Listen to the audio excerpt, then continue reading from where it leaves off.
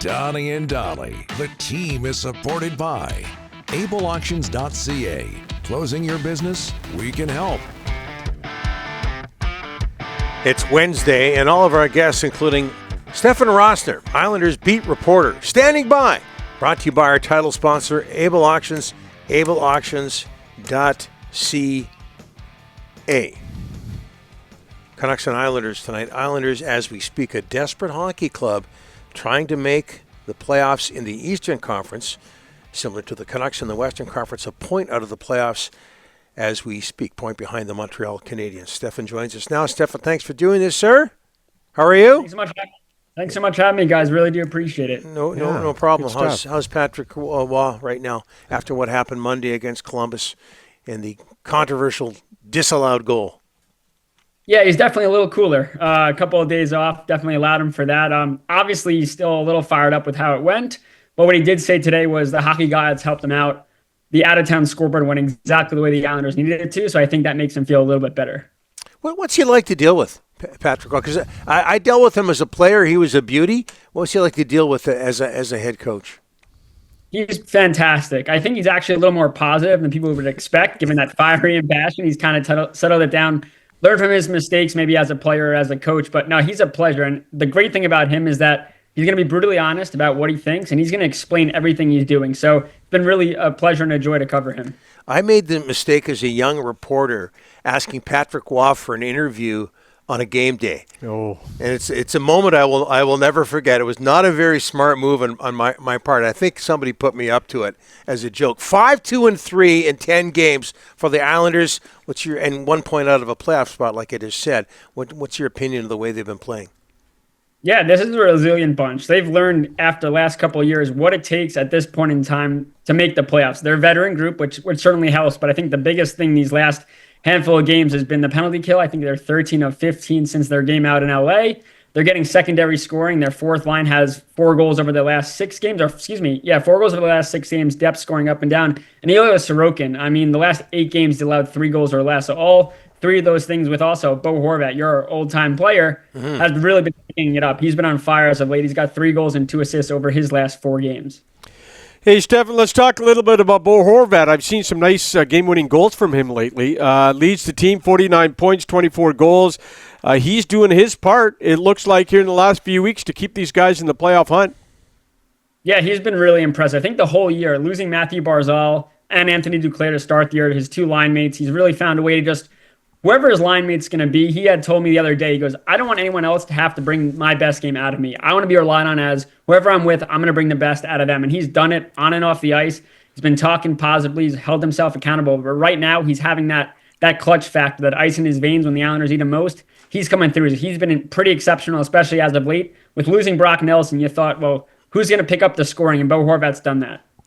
Hey, let's talk a little about Barzal. He's only played 30 games. Do you have an update on his injury? Boy, what a tough break for him. He blocked that shot. I remember the game, and they originally thought nothing there, and he's been out for so long. Yeah, I mean, Lou Lamoriello said after the trade deadline that he was only going to be able to come back if he was more than 100% healthy. They're not going to rush him. Right. There's no update on his status. I asked the other day. They said there was no update on him or Semyon Varlamov. So at this point in time, it is a guess on if he would even be able to come back if they made the playoffs. Just a hunch. I'm leaning towards no. But yeah, it's unfortunate because this is obviously a key guy they've been missing the entire year, and it would be a major boost to get him back. But I do think if the Islanders do make the playoffs, they won't have him with them. You know, we had a situation with Brock Besser here at the trade deadline. You guys had one with Brock Nelson. I saw the interview with him. He was almost in tears that week. That was a tough week for Brock Nelson and the Islanders, was it not? Yeah, and I think, you hear about the contract negotiations, and obviously he probably wants term. I think that's the biggest thing given his age. But, yeah, I think he wanted to be an Islander. I think there's no question about that. And just at his point in his career, he's got to do what's best for him. And I think Lamoriello definitely understood that. He made that abundantly clear, like, we understand. And they had to do what they had to do.